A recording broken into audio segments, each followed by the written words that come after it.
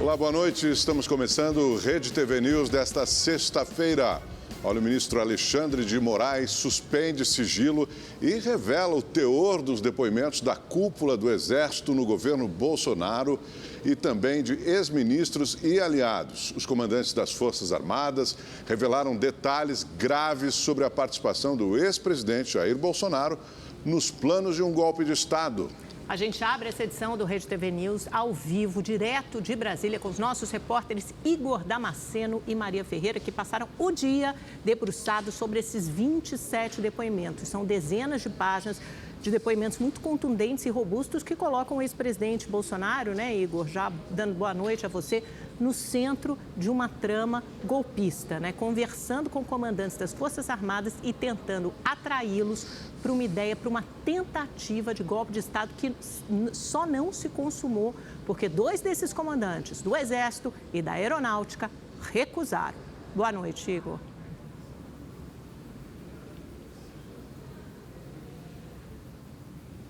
Oi, Amanda, boa noite a você, também ao Augusto, boa noite a todos que nos acompanham ao vivo aqui no Rede TV News. Dia de grande movimentação aqui em Brasília, isso porque o ministro do Supremo Tribunal Federal, Alexandre de Moraes, quebrou o sigilo de 27 depoimentos nesse inquérito que apura a suposta tentativa de golpe de Estado. De acordo com boa parte dos depoentes, o maior interessado em aplicar esse golpe era o ex-presidente Jair Bolsonaro. De acordo com o que eles disseram aos investigadores, Bolsonaro estava inconformado com a disputa presidencial das eleições de 2022. Ele não tinha concordado com essa derrota. Então ele chamou aliados políticos, entre eles ministros do alto escalão do antigo governo e alguns militares, e tentou convencê-los de tentar reverter esse processo eleitoral. As investigações ainda apontam que Bolsonaro ficou assustado ao saber que o processo eleitoral era totalmente transparente. E sabe quem teria dito isso? De acordo com as investigações, os próprios aliados de Bolsonaro o alertaram que as eleições eram seguras e que as urnas não estavam suscetíveis às fraudes. Então, Bolsonaro convocou a cúpula do alto escalão do governo para tentar aplicar essa tentativa de golpe, mas também ficou assustado ao saber que não era possível reverter a vitória de Lula na presidência da República, que ele assumiria em janeiro de 2023. Tudo isso consta num dos depoimentos mais robustos, um dos que mais tem riquezas de detalhes, do então comandante do Exército, o general Freire Gomes. Outro depoimento que também tem muitos detalhes é do então ministro da Justiça, Anderson Torres. A minha colega, repórter Maria Ferreira, leu a íntegra do depoimento de Torres, né, Maria? Tem mais detalhes? Boa noite para você. Boa noite, Igor. Boa noite a todos que nos acompanham. Pois é, a missão do então ministro da Justiça, Anderson Torres, era procurar outros meios jurídicos que pudessem dar sustentação a esse plano golpista, mas ele não conseguiu. Segundo essas investigações da Polícia Federal, essa trama era dividida em núcleos e Anderson Torres fazia parte do núcleo jurídico. Ao longo da programação do Rede TV News, eu e o meu amigo Igor Damasceno vamos voltar para contar mais detalhes dos 27 depoimentos. Perfeito, Maria. Igor, assunto quente desta sexta-feira, quente em todo o Brasil, né? A cobertura completa e todos os detalhes dessa trama de golpe de Estado a gente traz daqui a pouco ao vivo aqui no Rede TV News. A Secretaria de Ordem Pública do Rio de Janeiro tenta identificar um influenciador digital que exibe manobras arriscadas em carros e motos pelas ruas da cidade. Os vídeos foram publicados em um perfil do Instagram identificado como Azevedo J. Nas imagens, o influenciador se arrisca com o carro em manobras perigosas. Em uma das gravações, ele invade a ciclovia da Lagoa Rodrigo de Freitas. Sem usar o cinto de segurança, ele faz ultrapassagens perigosas. O influenciador também se arrisca de moto em alta velocidade sem usar capacete e empinando o veículo. As manobras de cavalos de pau feitas com os carros estão em praticamente todos os vídeos. Um deles foi gravado no túnel que liga o bairro de Botafogo a Copacabana, um dos mais movimentados da Zona Sul do Rio. Assim que tomou conhecimento dos vídeos, a Secretaria Estadual de Ordem Pública começou a produzir um relatório de inteligência que depois será entregue à Polícia Civil. A análise das imagens já identificou que as placas dos carros usados nas gravações são falsas. O influenciador que aparece nas imagens ainda não foi identificado e não se sabe se é menor de idade ou se tem habilitação. Caso tenha carteira de motorista, ele pode perder o direito de dirigir e responder pelo artigo 308 do Código Brasileiro de Trânsito, que prevê até prisão para quem for flagrado participando de corrida, disputa ou competição automobilística em via pública, ou ainda de exibição de perícia em manobra de veículo automotor não autorizada, gerando uma situação de risco. O crime para exibir manobra perigosa tem uma pena de 6 meses a 3 anos. Caso o acidente envolva a vítima com lesão corporal grave, vai ser uma pena de 3 anos a 6 anos. E se por acaso a vítima vier a óbito em virtude do acidente, é uma pena de reclusão de 5 a 10 anos. O cantor sertanejo Bruno, da dupla com Marrone, prestou depoimento na Delegacia de Crimes Raciais e Delitos de Intolerância. Ele é acusado de transfobia depois de fazer uma pergunta íntima para a repórter Lisa Gomes, da Rede TV, durante uma entrevista em maio do ano passado. Na época, o cantor chegou a gravar um vídeo pedindo desculpas. Em setembro, a Polícia Civil encaminhou o inquérito para o Ministério Público, que solicitou novas diligências que estão em andamento para apresentar o caso ao Poder Judiciário. Hoje, Bruno foi ouvido por cerca de 1 hora e deixou a delegacia sem falar com a imprensa. Mais 2 pessoas morreram em um confronto com a Polícia Militar em Santos, no litoral paulista. E chega a 47 o número total de mortos durante a Operação Verão. Segundo a Secretaria de Segurança Pública de São Paulo, policiais foram recebidos a tiros depois de entrarem em um matagal. Na manhã de hoje, o presidente do Supremo Tribunal Federal, Luiz Roberto Barroso, deu 10 dias para o governador de São Paulo, Tarcísio de Freitas, se manifestar sobre a ação que pede a obrigatoriedade de câmeras acopladas nos uniformes dos policiais em operações. O aeroporto de Congonhas, na zona sul de São Paulo, ficou aproximadamente 1h30 fechado para pousos e decolagens por causa de uma queda de energia aqui em São Paulo. O repórter Murilo Rincon traz as informações ao vivo para a gente desse caso. Boa noite para você, Murilo. Até os pilotos devem ter ficado surpresos com isso, né?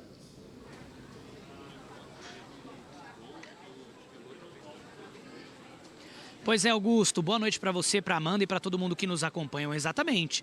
Os pilotos foram avisados, inclusive via rádio, sobre essa falha no sistema de monitoramento de voos, que não havia como o terminal operar naquele momento. Os pousos que seriam realizados aqui em Congonhas tiveram que ser desviados para outros aeroportos. A AENA Brasil, administradora do aeroporto de Congonhas, informou que houve uma falha no abastecimento externo de energia, que acabou afetando a torre de controle. Ainda de acordo com a AENA, o terminal de passageiros, os geradores foram ligados assim que houve a falha. Portanto, a energia elétrica foi restabelecida. A Gol informou que 7 voos da companhia foram cancelados e outros 12 que tinham destino aqui em Congonhas, teve que ser desviado para outros aeroportos. Já a Azul disse que 2 voos foram para o aeroporto de Viracopos, em Campinas, e que 5 tiveram que ser cancelados. A mesma situação acontece com a Latam, que também afirmou que teve que alterar aí alguns voos e também cancelar parte dos voos. A concessionária que administra o aeroporto de Guarulhos informou que recebeu 5 voos nesse remanejamento. E mesmo com todos esses remanejamentos, a situação gerou muitas críticas por parte dos passageiros. É o que a gente vai ver agora, alguns relatos. Mas o problema é que a televisão está congelada ali, não tem nenhuma informação, né? Então, apesar de eu já ter conseguido fazer o meu check-in, eu estou na fila para pegar informação aqui, não sei o que vai ser, né? Só que eles não dão muita informação, passam com um tablet. Alguns falam que você pode receber um e-mail no seu e-mail com um novo embarque, mas não é uma informação formal, entendeu? Então a gente tem que ficar procurando as pessoas aqui para tentar entender o que está acontecendo. E a gente não faz ideia se a gente vai conseguir voar hoje. Nós chegamos aqui de Salvador, nosso destino final é Curitiba, nós chegamos 2h20, nosso voo era 4h40, foi cancelado. Os meninos ainda estão na fila para tentar ver o que vai acontecer, se a gente vai conseguir ir hoje ou vai ter que ficar aqui. E estamos inventando brincadeira aqui, né?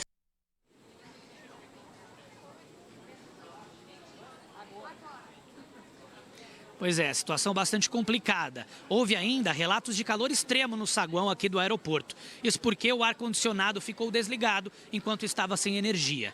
Vale lembrar que a temperatura hoje aqui em São Paulo passou dos 34 graus. E segundo um levantamento da concessionária que administra o aeroporto, no total 14 pousos e 25 decolagens foram cancelados. E 13 voos precisaram ser alterados. A paralisação durou cerca de 1h30 e as operações foram normalizadas por volta das 4 horas da tarde. A Enel ainda apura as causas dessa instabilidade. Augusto, Amanda, eu volto com vocês.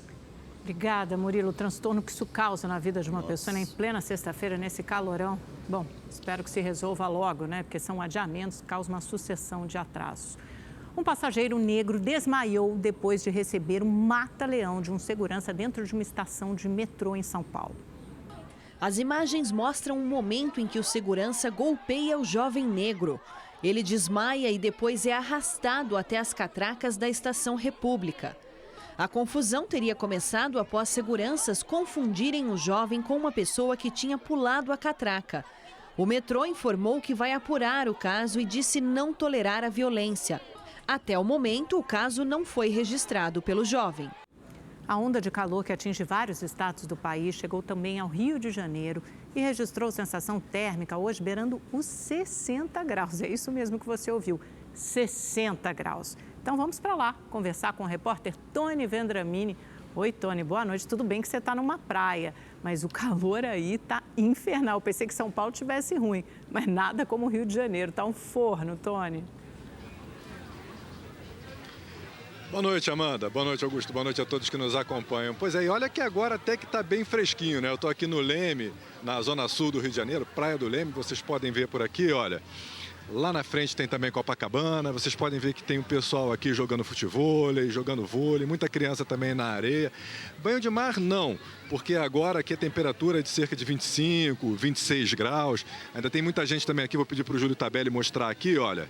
Muita gente chegando aqui também nos quiosques, né? Tá começando o final de semana, o pessoal trabalhou a semana inteira, então tá começando a curtir o final de semana. Tá agradável o tempo aqui, tá bem fresquinho. Agora, durante o dia, fez sim muito calor aqui no Rio de Janeiro. Segundo o Serviço Meteorológico da Prefeitura, o Alerta Rio, a máxima registrada hoje foi de 38,9 graus em Irajá, na Zona Norte. Mas a sensação térmica chegou perto dos 60, como você falou, 57 graus e meio em Guaratiba, na Zona Oeste. E a previsão é que o final de semana seja ainda mais quente. A onda de calor está chegando ao Rio de Janeiro.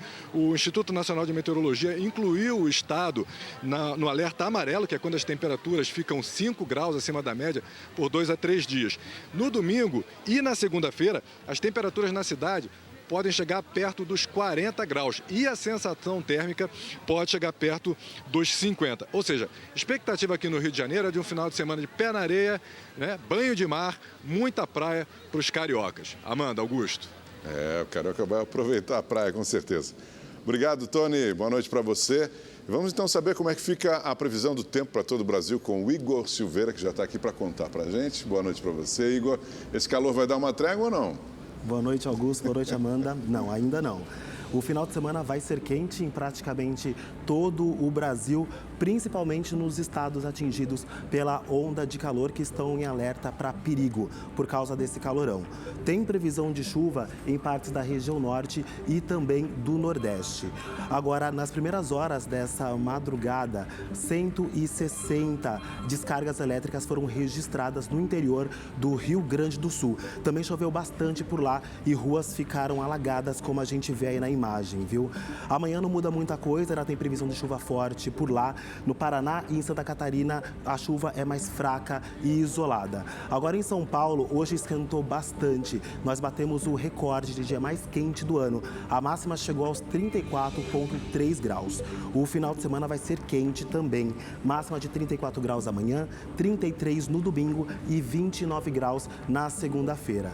No Rio de Janeiro esquenta bastante, como a gente viu no link anterior. Salvador, os termômetros registram 39 graus amanhã, 40 graus no domingo e 37 graus na segunda-feira. No restante do Brasil, só de olhar no mapa dá para ver que vai esquentar e não é pouco. A máxima em Cuiabá continua na casa dos 38 graus. Bom final de semana para todo mundo. Amanda, Nunca pensei Augusto... que eu fosse esperar tanto pela segunda-feira. Na segunda vai fazer só 29. Exatamente. Obrigada, Igor. Obrigado, Igor. O Brasil criou mais de 180 mil vagas de empregos formais no mês de janeiro. Este restaurante de uma rede internacional em Belo Horizonte começou 2024 contratando. A unidade foi inaugurada há pouco mais de um mês. 77 vagas de emprego foram abertas em janeiro. Aqui a gente tem vagas para recepcionista, para atendente de bar, atendente de restaurante aqui. Temos para auxiliar de limpeza. O ritmo de contratações aumentou com a abertura de 21 novos restaurantes em todo o país. 1.000 empregos formais foram criados em 2023 e outros 400 no começo deste ano. Precisa ter ensino médio ou um curso técnico e para a gente não ter necessidade que tenha experiência, não. Mas a gente quer pessoas que tenham aquele brilho no olho, aquela vontade de querer crescer junto com a gente. A economia brasileira gerou mais de 180 mil empregos com carteira assinada em janeiro deste ano, o dobro do registrado no mesmo período de 2023. Os números do Ministério do Trabalho mostram também que este é o melhor resultado para o primeiro mês do ano desde 2021. De acordo com os dados do Cadastro Geral de Empregados e Desempregados, o CAGED, divulgados hoje, foram registradas mais de 2 milhões de contratações e quase 1.900.000 demissões em janeiro. O saldo positivo superou as expectativas do mercado. Nós temos aí uma conjuntura econômica favorável, né? A gente tem aí a redução gradual das taxas de juros, redução gradual da inflação. Então todo esse cenário ele se reflete aí numa perspectiva macroeconômica positiva e aí, consequentemente, também um cenário aí de maior geração de vagas. A geração de empregos formais foi registrada em 4 dos 5 setores da economia. O de serviços foi o que mais contratou, seguido da indústria e construção. Já o comércio teve recuo, principalmente por causa do corte de vagas temporárias de final de ano. O Brasil encerrou o mês de janeiro com 45 milhões e 700 mil empregos formais, 2 milhões e 100 mil a mais que no começo de 2023. Esse cenário macroeconômico estável, ele traz uma perspectiva aí de redução de risco, né, e redução também das incertezas no mercado, que aí se traduz para o empresário uma possibilidade de contratação.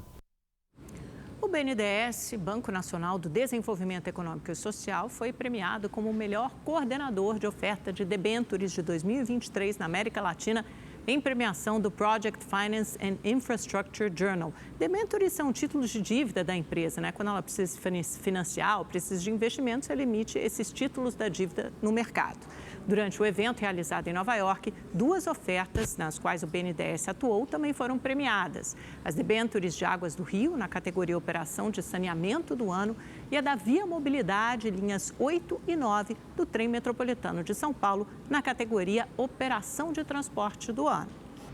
O ministro do Supremo Tribunal Federal, Alexandre de Moraes, quebrou o sigilo e foram divulgados os 27 depoimentos dos investigados no inquérito que apura a tentativa de um suposto golpe de Estado. Entre os depoentes estão militares da alta cúpula das Forças Armadas. E nossos repórteres Maria Ferreira e Igor Damasceno analisaram todos esses depoimentos e têm os detalhes dessa trama golpista narrada e esmiuçada nesses 27 depoimentos, principalmente em alguns deles, né, dos ex-comandantes da Aeronáutica e do Exército, notadamente. Boa noite mais uma vez para vocês e agora sim, vamos para todos os detalhes do que foi divulgado hoje.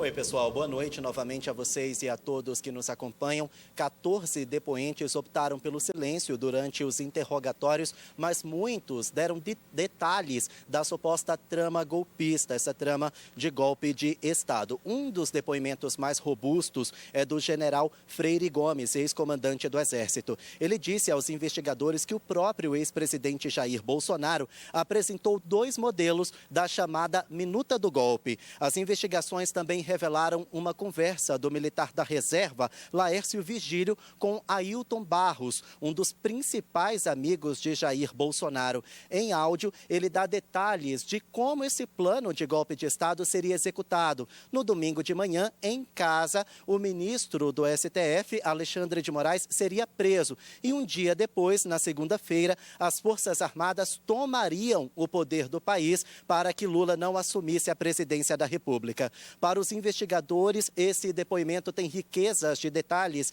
que enfraquecem a defesa de Jair Bolsonaro.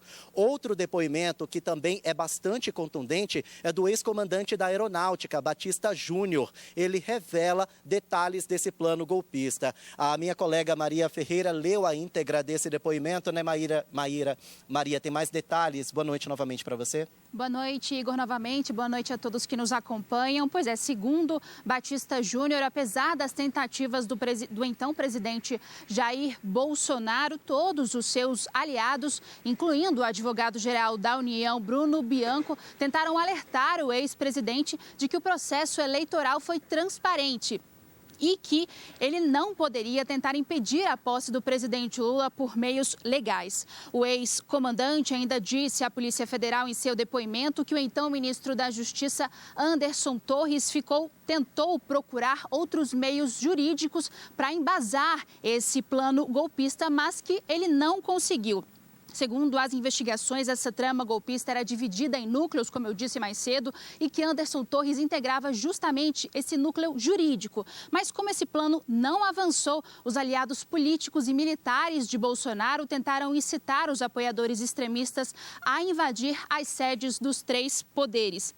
Essa seria mais uma tentativa das Forças Armadas de tentar tomar posse do país, o poder do país e tentar impedir a posse do presidente Lula. O tenente brigadeiro Batista Júnior, comandante na época da Aeronáutica, e o comandante do Exército, general Freire Gomes, se posicionaram contra qualquer tentativa de golpe. Inclusive, Freire Gomes disse que prenderia Bolsonaro caso ele tentasse qualquer forma de ruptura democrática. No entanto, o comandante da Marinha, Almir Garnier Santos, colocou as suas tropas à disposição do ex-presidente. Sobre esse depoimento de Batista Júnior, nós fizemos uma reportagem para explicar melhor. Vamos ouvir. A Polícia Federal, Batista Júnior, então comandante da Aeronáutica no governo Bolsonaro, contou que esteve no Palácio da Alvorada no dia 1º de novembro de 2022. Participaram dessa reunião o ministro da Defesa, general Paulo Sérgio Nogueira, o comandante do Exército, general Freire Gomes, o da Marinha, almirante Garnier, e o advogado-geral da União, Bruno Bianco. Todos, segundo Batista Júnior, teriam dito ao ex-presidente que não houve fraudes nas eleições e era preciso reconhecer a derrota para acalmar o país. Na reunião, Bolsonaro perguntou ao então AGU se haveria algum ato a ser feito contra o resultado das eleições. Bruno Bianco afirmou que elas transcorreram de forma legal e não haveria alternativa jurídica para contestar o resultado. Em seguida, o ex-presidente recebeu políticos e fez um discurso à nação. Segundo Batista Júnior, Bolsonaro estava inconformado com o resultado das eleições presidenciais e tinha esperança de reverter o resultado com a apresentação de um estudo que continha supostas irregularidades no pleito. O documento do Instituto Voto Livre não tinha qualquer embasamento técnico, segundo Batista. Batista Júnior contou aos investigadores que participou de 5 ou 6 reuniões após o segundo turno. Nesses encontros, na presença dos comandantes das forças e do ministro da Defesa, Paulo Sérgio Nogueira, Bolsonaro apresentava a hipótese de utilizar a garantia da Lei da Ordem, GLO, e a decretação do estado de defesa para solucionar uma possível crise institucional. Ao depor, Batista contou que deixou claro a Bolsonaro, em uma dessas reuniões, que esses institutos jurídicos não serviriam para manter o então presidente da República no poder após 1º de janeiro de 2023 e que o ex-presidente ficava assustado. Batista Júnior, então comandante da Aeronáutica, contou à Polícia Federal que, além dele, o general Freire Gomes, na época comandante do Exército, também tentava desestimular o ex-presidente a promover qualquer ruptura institucional. Batista afirmou que em um desses encontros, Freire Gomes comunicou que prenderia Bolsonaro caso ele tentasse colocar em prática um golpe de Estado. Mas se dependesse do comandante da Marinha, almirante Almir Garnier Santos, o golpe teria ocorrido. No depoimento, Batista revelou que Garnier afirmou que colocaria as tropas dele à disposição de Bolsonaro. Anderson Torres, então ministro da Justiça, também participou de algumas reuniões. Segundo o ex-comandante da Aeronáutica, Torres assessorava o ex-presidente Jair Bolsonaro em relação às medidas jurídicas que o Poder Executivo poderia adotar no cenário discutido. Por não apoiar o golpe de Estado, Batista Júnior falou que sofreu pressão de aliados do governo, como a deputada federal Carla Zambelli. No dia 8 de dezembro, Batista Júnior participou da formatura dos aspirantes a oficial da Força Aérea Brasileira em Pirassununga, interior de São Paulo. Além de Bolsonaro, Zambelli também estava na cerimônia. Ao final, Zambelli teria dito: "Brigadeiro, o senhor não pode deixar o presidente Bolsonaro na mão." Batista teria respondido: "Deputada, entendi o que a senhora está falando e não admito que a senhora proponha qualquer ilegalidade." Dias depois, em 17 de dezembro de 2022, o então comandante da Aeronáutica disse à Polícia Federal que participou da formatura de graduação do Instituto Tecnológico da Aeronáutica. O general Augusto Heleno, então chefe do Gabinete de Segurança Institucional, estava no evento para a formatura do neto. Ao final da cerimônia, Batista Júnior disse que chamou o general Heleno até uma sala reservada e afirmou de forma categórica que a Força Aérea não concordaria com qualquer movimento de ruptura democrática. E, Igor, você tem aí em Brasília também o posicionamento de investigados, né, que foram citados pelos depoentes. Quem são eles e o que eles disseram?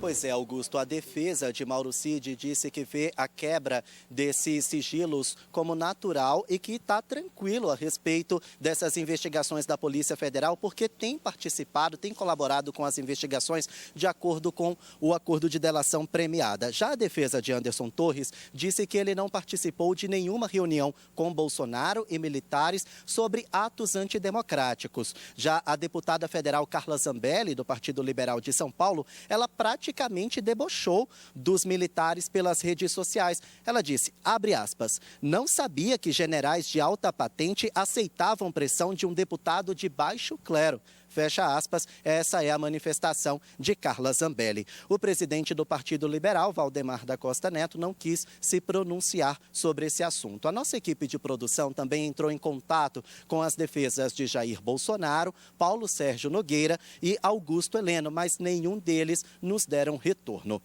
Voltamos ao estúdio. Obrigada, Igor. O presidente do PL, Valdemar da Costa Neto, disse à Polícia Federal que não concorda com os ataques feitos por Bolsonaro contra as urnas eletrônicas e que foi pressionado a questionar o resultado das eleições no TSE.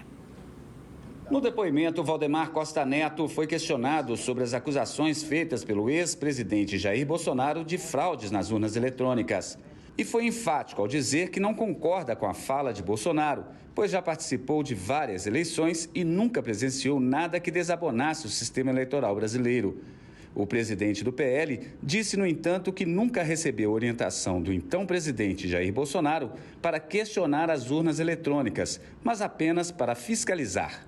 Costa Neto também foi questionado pelos policiais sobre o estudo elaborado pelo Instituto Voto Livre, contratado pelo Partido Liberal para verificar possíveis irregularidades nas urnas. Segundo o presidente do PL, os dados não comprovaram irregularidades. Mesmo assim, ele entrou com ação no TSE questionando o resultado das eleições. Como vamos viver, por exemplo, com o fantasma da eleição de 2022? Nós temos que solucionar isso. E pedimos ao Tribunal Superior Eleitoral que decida a questão. No depoimento, Costa Neto disse que quando houve vazamento do relatório do Instituto, os deputados do PL e o ex-presidente Bolsonaro o pressionaram para ajuizar a ação no TSE. O presidente do PL não foi o único a dizer em depoimento que não havia provas de fraudes nas urnas eletrônicas. O ex-comandante do Exército, general Freire Gomes, foi questionado sobre o estudo realizado pela Comissão de Fiscalização Eleitoral do Exército. Segundo ele, o relatório apresentado pela comissão não identificou qualquer fraude ou vulnerabilidade no sistema eletrônico de votação. Indagado se o então presidente Jair Bolsonaro tinha ciência de que a comissão não tinha identificado nenhuma fraude nas eleições de 2022, Freire Gomes respondeu que sim. O ex-comandante do Exército também foi questionado sobre reuniões no Palácio da Alvorada em que teria sido discutida a tentativa de golpe. Ele disse que se recorda de ter participado de reuniões em que o então presidente Jair Bolsonaro apresentou hipóteses de utilização de institutos jurídicos, como a garantia da lei e da ordem, o estado de defesa e o estado de sítio em relação ao processo eleitoral. Segundo Freire Gomes, em mais de uma oportunidade, Jair Bolsonaro apresentou minutas de golpe. Os policiais perguntaram especificamente da minuta encontrada na casa do ex-ministro da Justiça, Anderson Torres. E se esse foi o documento apresentado em uma reunião no dia 7 de dezembro de 2022. Freire Gomes disse que confirma que o conteúdo da minuta de decreto apresentado foi exposto a ele nas reuniões e ressaltou que deixou evidenciado a Bolsonaro e ao então ministro da Defesa, Paulo Sérgio Nogueira, que o Exército não aceitaria qualquer ato de ruptura institucional. Vamos ao vivo a Brasília para análise com o nosso comentarista de política, Kennedy Alencar. Kennedy, boa noite. Depoimentos muito contundentes, principalmente dois, dos ex-comandantes do Exército e da Aeronáutica, colocam Bolsonaro na cena do golpe. São depoimentos complementares, apontam, mostram claramente que, na visão deles, Bolsonaro foi o grande arquiteto, o comandante dessa trama golpista. O que acontece a partir de agora? Quais os impactos políticos e jurídicos?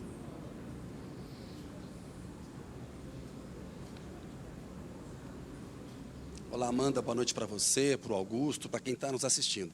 Amanda, a decisão do Alexandre de Moraes permite a gente ter documentos históricos para ver o que aconteceu no Brasil e como a democracia brasileira correu risco. Primeiro destaque, a gente tem uma biópsia da tentativa de golpe que o Bolsonaro queria dar no Brasil. E a gente assiste ao golpismo recreativo do general Freire Gomes e também do então comandante da Aeronáutica, do Batista Júnior. Vamos lá, Amanda. Primeiro, destrói a defesa do Bolsonaro. São várias reuniões, são vários detalhes. A gente tem o detalhamento e o calendário do golpe. Isso dá apenas na casa dos 20 anos de prisão, se a gente levar em conta o rigor com o qual o Supremo vem julgando aqueles que participaram da tentativa de golpe de 8 de janeiro. Figuras como o Anderson Torres, o Braga Neto, o Paulo Sérgio Nogueira, a Carla Zambelli, o Eduardo Pazuello e o Felipe Martins se complicam muito.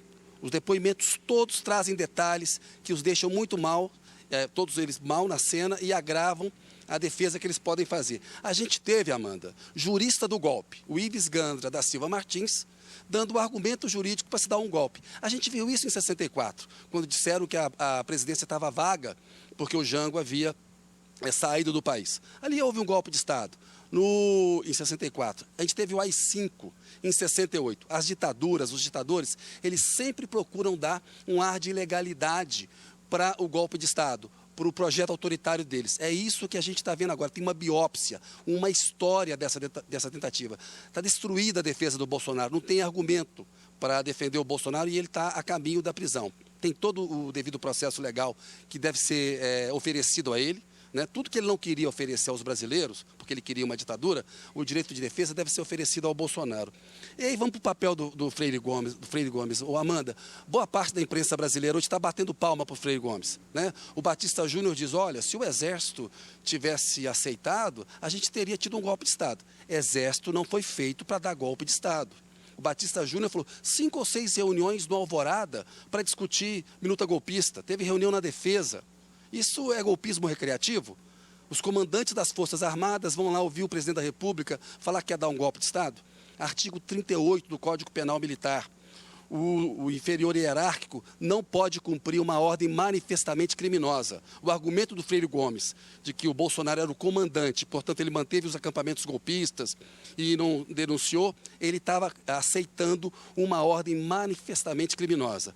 Os atentados de 8 de janeiro aconteceram porque o Freire Gomes não cumpriu a Constituição. Se ele tivesse agido antes, ele teria cumprido a Constituição. E ele e o Batista Júnior estão falando porque a Polícia Federal investigou, Amanda. Porque o Mauro Cid fez uma delação e é a defesa possível que eles podem dar. Portanto, é muito grave o que está acontecendo, porque a mentalidade golpista continua nas Forças Armadas. Quando alguém diz assim, olha, ainda bem que temos lá um legalista que não quis dar um golpe de Estado. As Forças Armadas não são tutoras da vida civil no Brasil. Elas não são tutoras da democracia. Não são uma concessão que elas fazem à democracia. Não houve golpe, Amanda, porque a sociedade civil não aceita. Já havia um resultado eleitoral e o Freire Gomes estava assinando nota golpista. Porque não houve apoio internacional como houve em 64, porque o TSE cumpriu o papel dele, porque o Supremo Tribunal Federal cumpriu o papel dele e o eleitorado cumpriu o seu papel, foi lá e votou. Então, no dia 30 de outubro, no segundo turno, a gente tinha um resultado cristalino.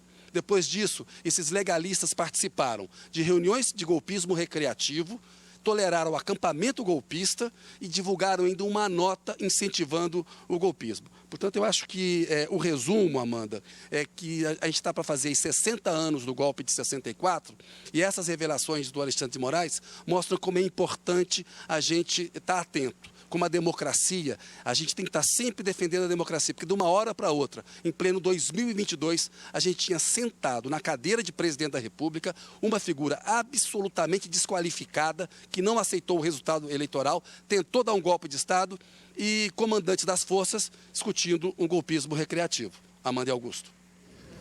Perfeito, obrigado a você, Kennedy. Um dia histórico hoje com essas revelações todas que surgiram no dia de hoje. E o presidente Lula visitou o Rio Grande do Sul. O governo federal anunciou um aporte bilionário do novo PAC para as obras no estado. Sem citar as investigações sobre a tentativa de golpe, Lula criticou o ódio político. Serão quase 30 bilhões de reais destinados através do novo PAC a projetos de infraestrutura e de ampliação de serviços de saúde. Entre as obras prioritárias estão a duplicação da BR-116 e da BR-290 e a construção de pontes no interior do estado e do Hospital Universitário da Universidade de Santa Maria, na região central. Acompanhado de uma comitiva de ministros, Lula afirmou que os investimentos são resultado de ter colocado a casa em ordem no primeiro ano de mandato. Sem citar as investigações sobre a tentativa de golpe que envolvem o ex-governo Bolsonaro, Lula também criticou o ódio político. Eu estou querendo chamar a atenção de vocês de que em todas as lutas que a gente tem que fazer daqui para frente, é importante a gente lembrar que o que corre risco no mundo é a democracia e corre risco pelo fascismo, corre risco pelo nazismo, pela extrema-direita raivosa, ignorante, bruta, que ofende as pessoas, que não acredita nas pessoas. O presidente ainda comentou sobre a pesquisa que mostrou a menor taxa de aprovação do governo até o momento, que ficou abaixo de 50%. Eu não estou cumprindo aquilo que eu prometi. Eu tenho consciência que eu não estou cumprindo. Porque quando eu planto um pé de jabuticaba, eu não chupo a jabuticaba no dia seguinte. Eu tenho que esperar ela crescer, eu tenho que esperar ela florar, eu tenho que esperar ela botar para poder. E é esse ano que a gente começa a colher o que a gente plantou o ano inteiro. Um dos principais anúncios apresentados foi a retomada da obra da nova ponte do Guaíba ainda nesse semestre. Para viabilizar a construção das 4 alças de acesso que ainda faltam, a proposta é oferecer aluguel social para as famílias aqui do entorno que precisam ser retiradas, enquanto as unidades do programa Minha Casa Minha Vida não ficam prontas. Segundo o ministro da Casa Civil, uma reunião está marcada para a semana que vem com o governo estadual para verificar a questão do cadastro dos moradores da área. Durante o encontro, o governador Eduardo Leite também abordou a necessidade de renegociação da dívida do Rio Grande do Sul com a União, pedido que foi bem aceito pelo presidente Lula. Não será nenhum favor, será obrigação do governo federal sentar e tentar encontrar uma solução. Para mim, a boa governança passa pelos prefeitos ter um pouco de dinheiro para fazer as coisas na sua cidade, passa pelo governador ter um pouco de recurso para fazer as coisas. Pela primeira vez, o Supremo Tribunal Federal formou maioria para absolver um dos acusados dos atos golpistas de 8 de janeiro. Geraldo Felipe da Silva foi preso pela Polícia Militar no dia do atentado. Ele alegou que vive em situação de rua e negou participação nos ataques. A maioria dos ministros acompanhou o voto do relator Alexandre de Moraes. Os ministros também formaram a maioria para condenar outros 14 réus, a penas que vão de 11 a 17 anos de prisão. Ao todo, o STF já condenou 116 acusados de participarem dos atos golpistas. O ministro Alexandre de Moraes assumiu a relatoria da investigação dos assassinatos da vereadora Marielle Franco e do motorista Anderson Gomes. O caso foi encaminhado ao STF nesta quinta-feira, após a constatação de que o deputado Chiquinho Brazão, do União Brasil, do Rio de Janeiro, foi citado durante a apuração. Chiquinho Brazão e o irmão dele, Domingos Brazão, conselheiro do Tribunal de Contas do Estado, foram citados na delação premiada de Rony Lessa, apontado como executor do assassinato. A delação ainda está em análise e não foi homologada pela Justiça. A defesa de Domingos Brazão informou que vai pedir acesso ao inquérito e classificou a citação do nome dele como falsa e covarde. O deputado Chiquinho Brazão não comentou o caso. Começou hoje o prazo de entrega da declaração anual do Imposto de Renda à Pessoa Física à Receita Federal. Cerca de 43 milhões de contribuintes devem acertar as contas com o leão. O montante é 4,5% maior do que o registrado em 2023. O prazo se encerra no dia 31 de maio. Todos os anos, o Elber se adianta e separa todos os documentos para declarar o imposto de renda. Procuro sempre estar adiantando as coisas para manter tudo certinho, né? Porque assim, a correria do dia a dia, às vezes, possa ser que passe e atrase alguma coisa. E não é só ele, cerca de 43 milhões de pessoas devem prestar as contas com o leão. Quase 2 milhões a mais que no ano passado. Uma das principais mudanças é que neste ano deverão declarar pessoas que tiveram arrecadação anual superior a R$ 30.639,90. Nesse escritório de contabilidade, hoje apenas 15 clientes estavam com os documentos separados. Mas diante das mudanças, a expectativa é que cerca de 300 pessoas busquem assessoria. Teve a ampliação do rendimento tributável, teve a ampliação do rendimento isento, que era de 40 mil, passou para 200 mil, e a ampliação também daqueles contribuintes que só declaravam porque possuíam bens até 300 mil reais. Hoje, com base nessa declaração nova, esse limite foi ampliado para 800 mil. Os contribuintes também podem declarar o imposto no programa, no site ou no aplicativo do governo federal. Neste ano, a declaração pré-preenchida está acessível para 75% dos declarantes, mas ainda assim é necessário estar atento às mudanças. A pré-preenchida, pelo fato de evitar que o contribuinte tenha que digitar um monte de informações, acaba reduzindo muito os problemas na declaração e reduzindo a malha.